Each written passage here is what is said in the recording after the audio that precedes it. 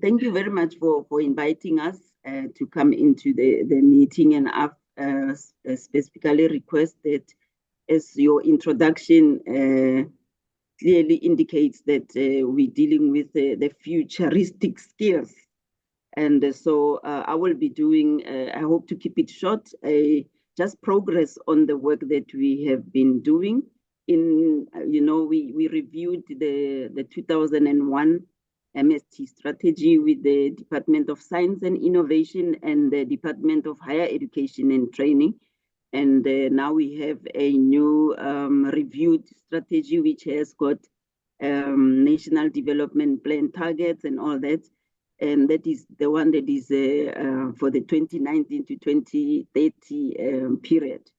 So after I just show you the progress that we have done, then Karina Labuskaghne will come in and do the one of the top, I think, work that we have managed to do in the history of the department, the development of the coding and robotics curriculum. It was a challenge, but we've managed to crack it, and it has been gazetted.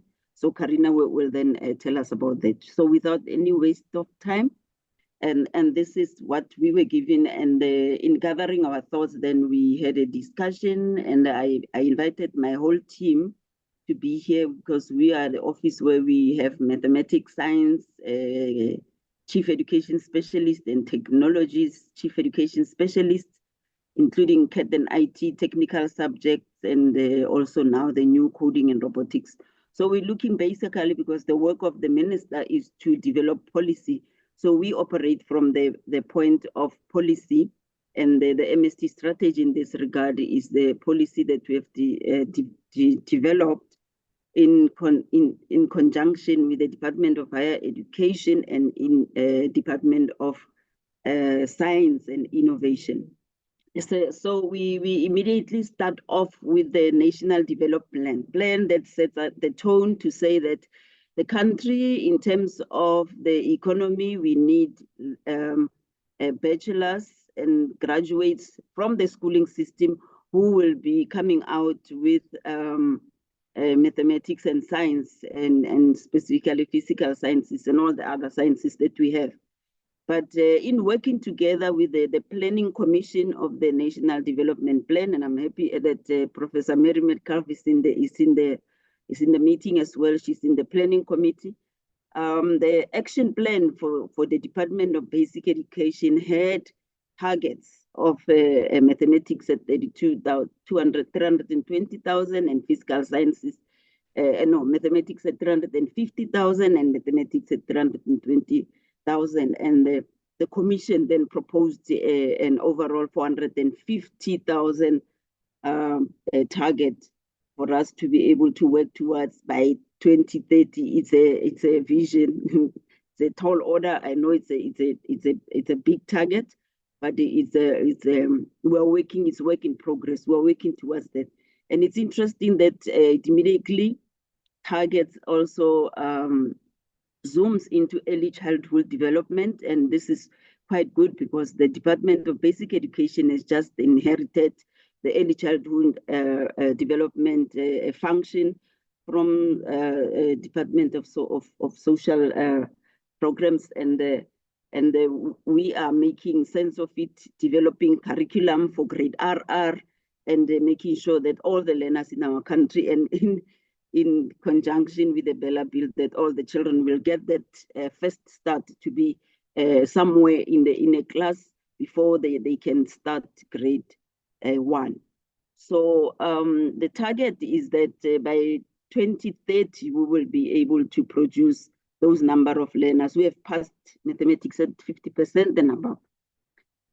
But these learners, they're already in the schooling system, so the vision is alive, and it's empirical, it's happening. It's active research as we go on, because they started grade R in 2018, and they're in the system already.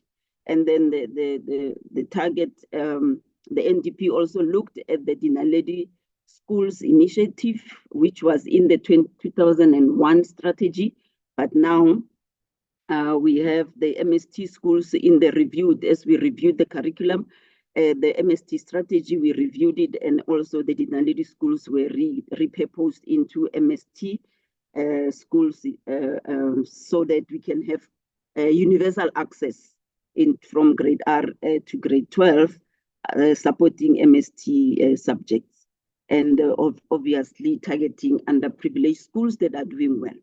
So let's just move off. This is just the summary of that. Because the target is too big, 450,000 learners coming out of the system with mathematics and physical science at 50% and above. So we have the sixth administration came up with the medium-term strategic framework target of producing 35,000 youths obtaining 60% and above in between 2019 and 2024. And that was the baseline, and then we will see quickly as we go in. So it's interesting that mathematics is always, a point of discussion, that now we look at how many schools are offering mathematics, and we can see that in the 75 districts that we have, we've got 6,410 schools that are offering mathematics at grade 12 level. And then when we look at what mathematical literacy, because people talk about mathematical literacy, that it's a problem, it's a challenge, but let's have a different, take a step backwards and think about what mathematical literacy brings to the table. I looked at the Umalusi comparative study when they were looking at the CAPS, comparing it with the previous national curriculum statement. And it's clear that this mathematical literacy is not another type of mathematics. It differs from maths because its aim is to solve problems of not to solve problems of an abstract or theoretical nature. It's more towards context. And the essence of it is for learners to gain confidence and skills in navigating modern life with its complex financial transactions, contract, global trade and travel, statistics-based arguments and advertising, exchange rates, consumer pressure, and all these things that we have to deal with on a daily basis. So mathematical literacy is for a different purpose. And the fact that we have, as you can see, we have 6,387 schools that are offering mathematical literacy in the whole country. And the bulk of the learners, you can see that they are doing very well. They are achieving very well in mathematical literacy. So the question that we need to ask ourselves is, are these learners who are achieving so well in mathematical literacy, and were they not supposed to be doing mathematics? And then looking at the participation and the performance of mathematical literacy, the participation of mathematical literacy in the past 3 years or so, you can see that there are provinces that are assisting us to increase participation in mathematics. But the scale has tipped towards mathematical literacy, and we are going to be working, we are working very hard to change that picture. And you can see that Eastern Cape, Limpopo, Mpumalanga, those are some of the key provinces that are assisting us to give us that pool of learners that are participating in mathematics. And then you look, there are still districts that are not doing well and that are underperforming in mathematical literacy. And so we need to be worried about that, because this means that these learners do not have any foundational skills in mathematics, because for you to do mathematical literacy, you need your mathematics that is up to grade 9. So let's look at the mathematical literacy, mathematics and technical maths performance at 30, 40, 50, 60, 70, 80% and above, to see how we are doing. You can see that the graph starts at 30% up, and the green one is technical maths, it's doing very well. But as we go towards the right, towards the quality of passes, that's where now we start having challenges. Without wasting any time, looking at mathematics, I want us to look at what we started with in 2019 at the beginning of the 6th administration, and then now towards at the end of the 6th administration, there has been a somewhat increase in the number of learners participating in mathematics. It's not enough. We need to increase the numbers. But there has been an increase for the first time in 2023 NSC results. We managed to break the ceiling for 60%. Mathematics was playing in the area of 50%, and for the first time we managed to break and get 63.5%. And obviously we planning to have 70% target at the 2024 NSC, and NSC it's a tall order, but we're working hard with the provinces towards achieving the target. And we can see that the NDP says we should be achieving at 50%. It was 20.3 in 2019, 27.5 in 2023. And there has been an increase at 60%. Also, we started with 10, we're at 15.7. And even the number of distinctions increased from 1.7 in 2019 to 3.5. So there has been some shift to the right, but we need to do more. So the performance, as we can see, looking at the different provinces, you can then see that the different provinces are giving us or contributing differently, and we need to, like I said, ensure that we encourage those provinces that are giving us a lot of learners. Like, for instance, I'm looking at KwaZulu-Natal in 2023. In 2022, the numbers of learners who passed mathematics was 63,000, and then it reduced to 39,000. So we need to look at that, and then looking at Western Cape also gives us only 11,000 learners, even though the quality of their passes is very high. So, and then we look at 50% as well. Then you can see which provinces are doing well and assisting us to achieve the quality of the passes without wasting a lot of time.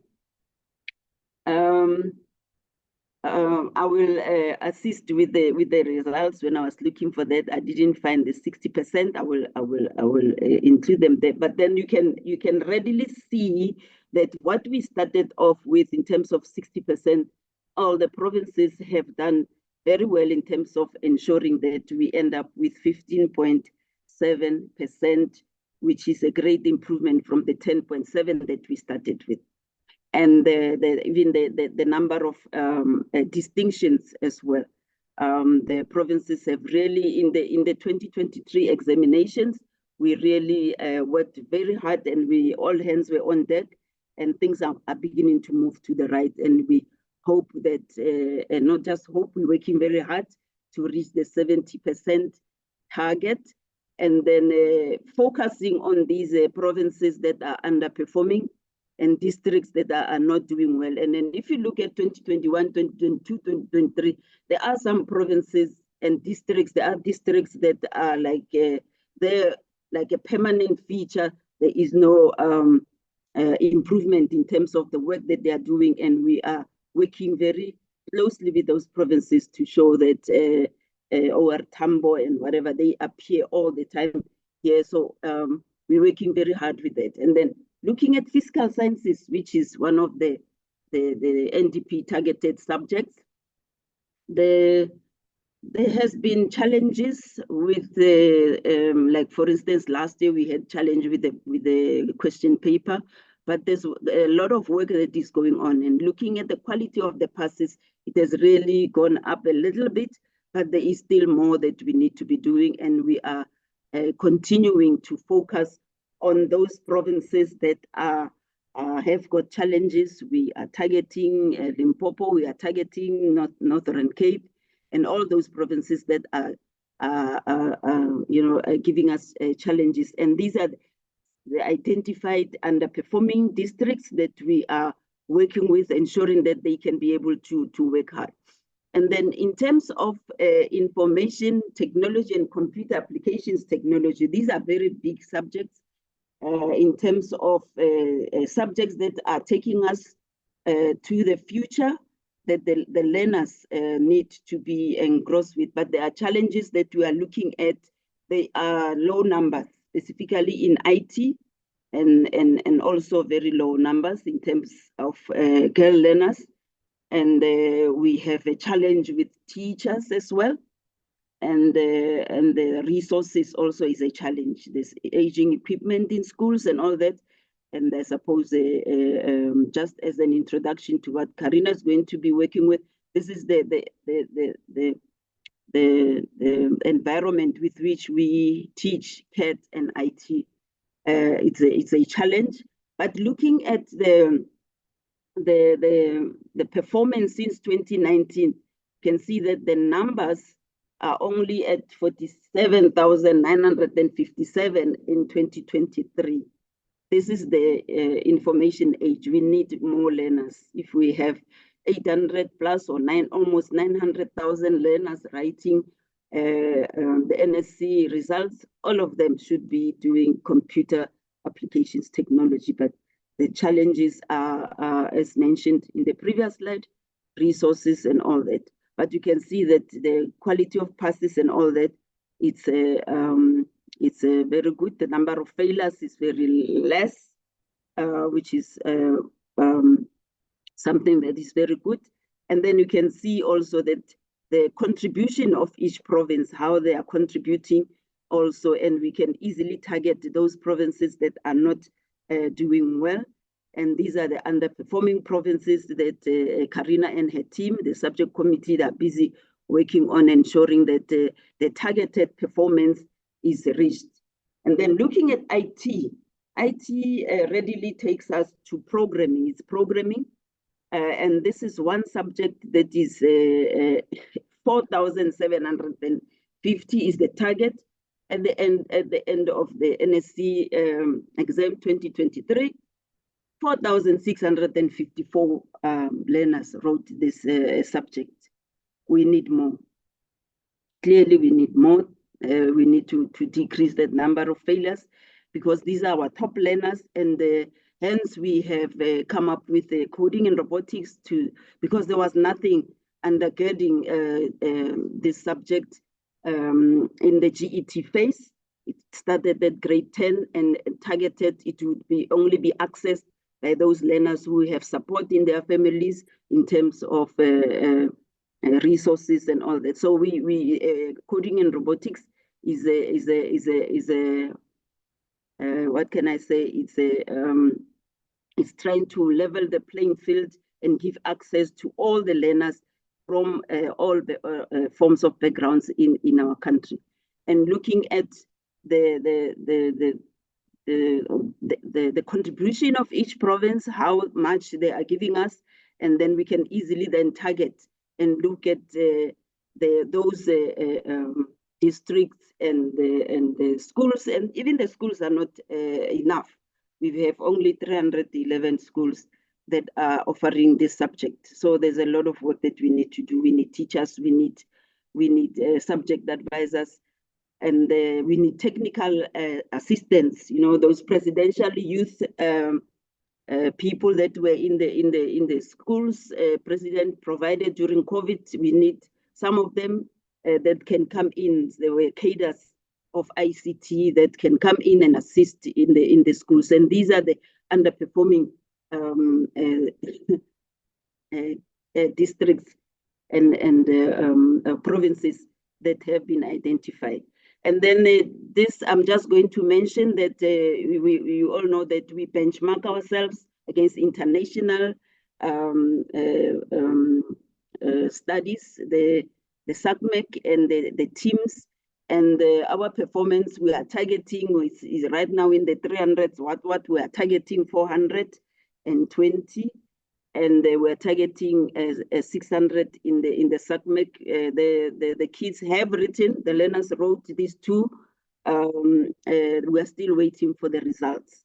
And then also in terms of our numeracy skills and literacy skills in the country, because the learners who cannot read cannot do mathematics or do science. So we have to push and ensure that learners can read for meaning so that they can be able to achieve mathematics at 50% and above at grade 3, grade 6, and grade 9 in the systemic evaluation.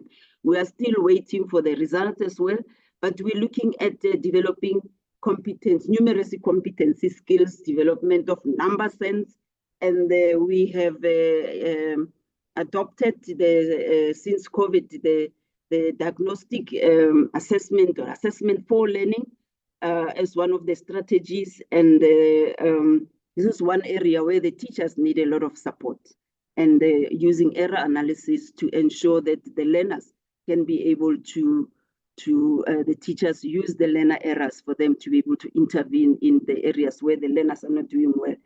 And then we also have the teams and the science at grade 5 and grade 9 level. And then in terms of developing number sense, the minister approved and the CEM, they approved the teaching mathematics for understanding framework. And this is targeted at teachers to develop that kind of number sense for the learners, and to ensure that the learners can actually do mathematics in terms of using the pedagogy or methodology of CPU, where they use mathematical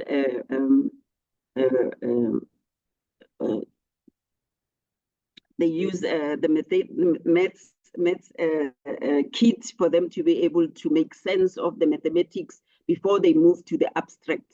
And this is towards conceptual understanding, ensuring that the teachers help the learners to be able to comprehend mathematical concepts, and they don't just work with procedures, but they work with the learners so that they understand conceptually mathematics, and then they can be able to operate and have that kind of procedural fluency as they move towards developing their own strategic competencies. And they can then choose whatever problem that they come across, that they can be able to then be able to say, I can solve it in this way, so that learners can be independent and be able to work with mathematics confidently and not be afraid to make mistakes as we develop them towards developing mathematical reasoning. And then it's important that the classroom should be a learning-centered classroom, so that the learners are supported, they are not afraid to make mistakes, and then all of that. So if we want another presentation, we can do it later on the Teaching Mathematics for Understanding project, because it's a pilot that we are currently using to strengthen the curriculum and review the curriculum of mathematics from grade R to 12. And then coming to the artisans, this is a target that has been given to the Minister of Higher Education and Training to produce 1,000 artisans per year. And by 2030, the Commission proposes that it should be 30,000 artisans by 2030 that are produced. And we have aligned ourselves with that through the three-stream model. We have introduced the technical subjects with specializations. That includes technical mathematics and technical sciences. And we have also strengthened our GET technology, the way that we do things, strengthening the work in there, using also the occupational stream. And they also introduced the focus schools as one of the strategies to maximize the little resources that we have. And we've introduced new subjects as well, like marine sciences, aviation, and so forth, coding and robotics. And this is towards the development of skills for a changing world. So looking at technical maths, which is one of the supportive subjects, we started in 2019. The numbers are very low. We need to increase the numbers. And at 30%, we started with 42%. and then we dropped to 32, and then but now we are at 88.5. But we need to increase the numbers, and then this is just looking at the fact that we need to increase the numbers and decrease the failure rate, and we have managed to do that, and working hard with the specialists in this regard. And this is how we are. Each province is contributing towards this improvement that we have seen in technical mathematics, and we're targeting also the underperforming districts and working very hard to ensure that they can be able to do well. And technical sciences as well is doing much better than technical maths. But also the 2023 results was at 95%. We also ensuring that we increase the numbers as we decrease the failure rate. The failure rate stays low, so that because we need to advocate more for these technical subjects, we need skills development and the creation of employment. And this is how technical sciences, the different provinces are assisting to ensure that there is their contribution to ensure that the results stay high. And then these are the underperforming districts that we are systematically working with. And then engineering, graphics, and design, which used to be called technical subjects in the technical drawing in the past. This is one compulsory subject that all the learners should be doing. So if you're looking at 38,006, that gives you a picture of how many learners are participating in technical subjects. So we seriously need to increase this number so that the learners can be able to, when they leave grade 12 at NQF level 4, they can at most then be their own bosses and start their own businesses.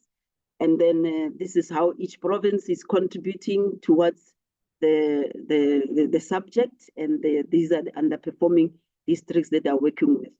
But most importantly, we need to increase the number. So looking at civil technology as one of the specializations, civil services, which includes your plumbing and all sorts of kind of work, you can see that the learners are passing, but the quality of the passes is still a bit low. And so we need to increase the number of learners that are participating in this subject. This is woodworking. The last one was construction. There is the thing, it blocks my view. And construction is also one of the subjects in civil technology. The performance is not so bad. The quality of the passes it's not good. And here we can see how each province is assisting, and even with construction. But if you look at, for instance, construction, this is the kind of technical subject that does not need a lot of resources for learners who are doing construction. They can build a wall and make a living. But look at Northern Cape, how many learners in 2019 wrote construction 8, and they all passed, but the number has only increased to 13 in 2023.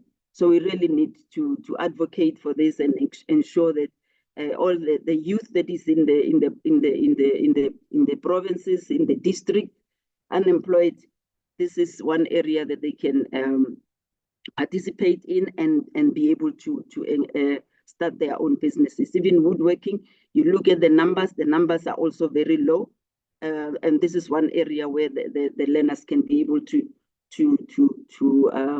for them to be able to have employment and make a living. And then these are the underperforming districts, and they're targeted, and when we work with them. And then in terms of electrical technology, you can also see that the performance, most of all the learners, they pass. There's a few learners who do not pass, but the number of learners that are doing digital electronics, power systems are ESCOM. We need lots of learners who are going to be engineers and technicians who are going to help us ESCOM. The numbers are low.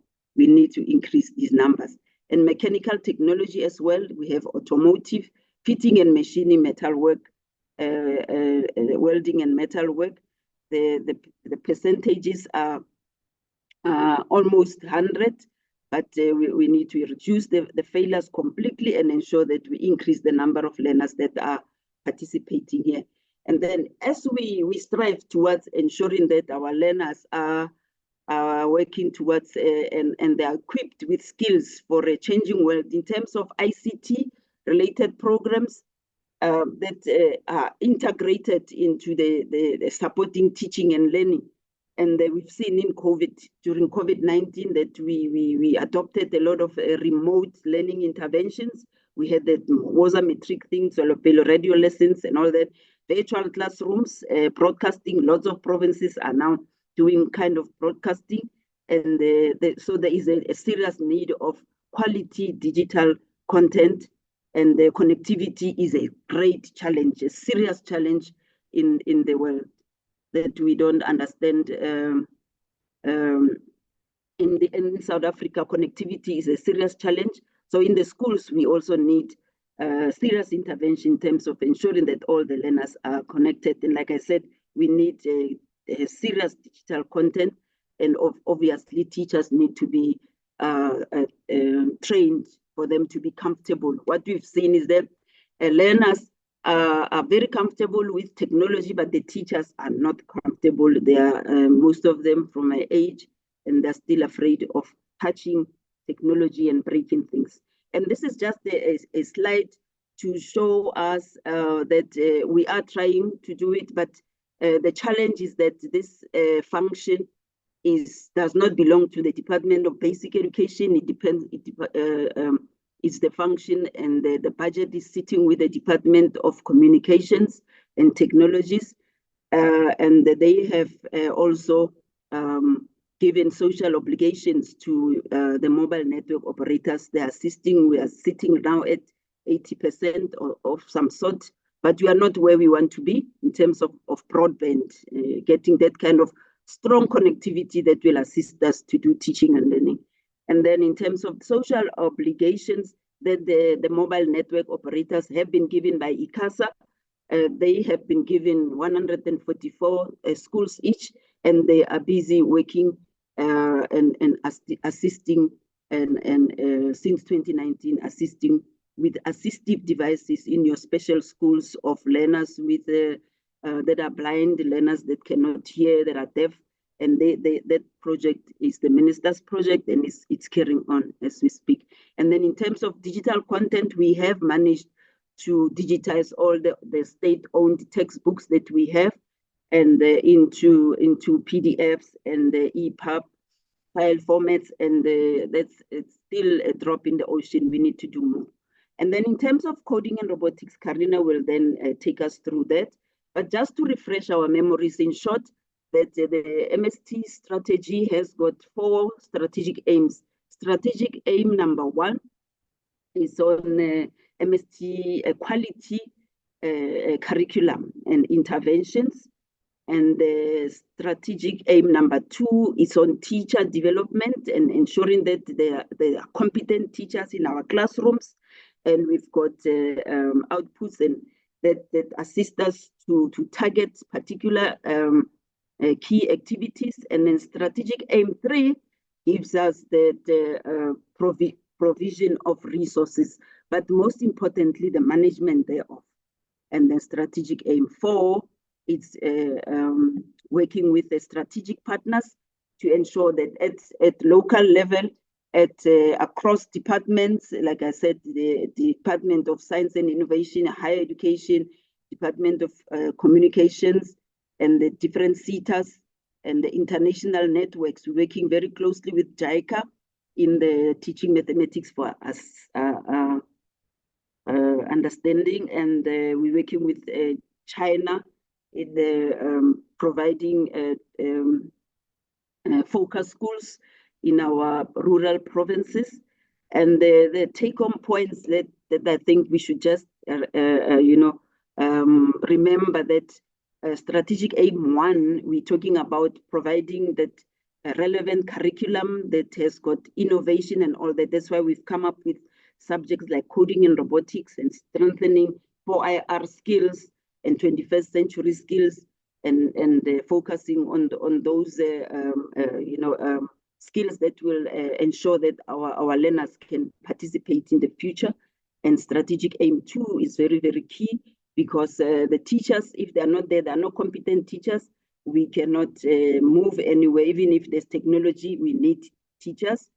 And in this case, the most important thing that we are working on is ensuring that Department of Higher Education and Training and us, we set up some strategic governance structures to ensure that we improve this synergy between pre-service teacher training programs and this futuristic thing that we are doing. There has to be an alignment that we need technical science teachers. We need teachers who will be teaching aviation. We need teachers who will be teaching marine sciences.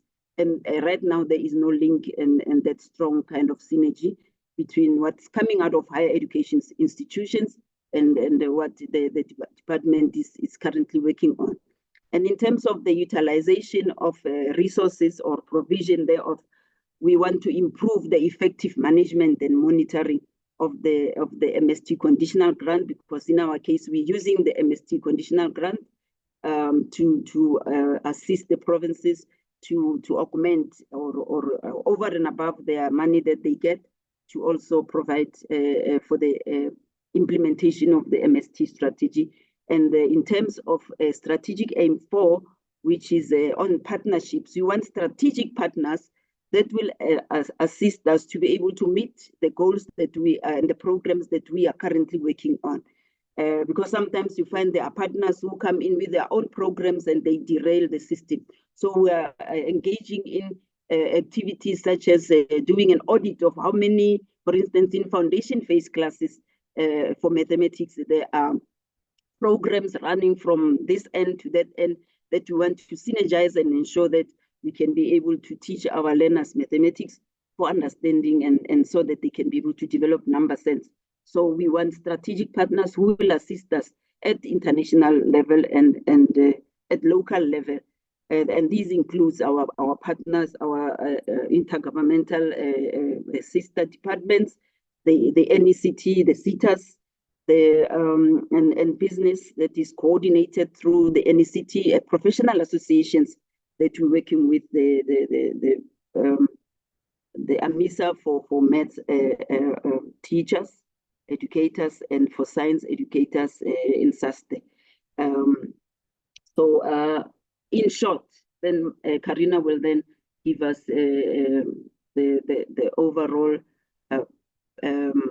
how we have conceptualized the coding and robotics and ensure that it's accessible to the learners, and it builds that base that we need. As you have seen that IT is programming, we need to have something that helps our learners from all walks of life in South Africa, for them to be able to access the classroom of IT that they can readily, when they have been encouraged and motivated doing coding and robotics. And then we thank all the partners that have come alongside us, UNICEF, British Council, with all the other programs that are running in coding and robotics, to ensure that it's accessible, it's affordable, and coming alongside us as government to partner with us for the good of the South African children towards the development of skills for a changing world. Thank you.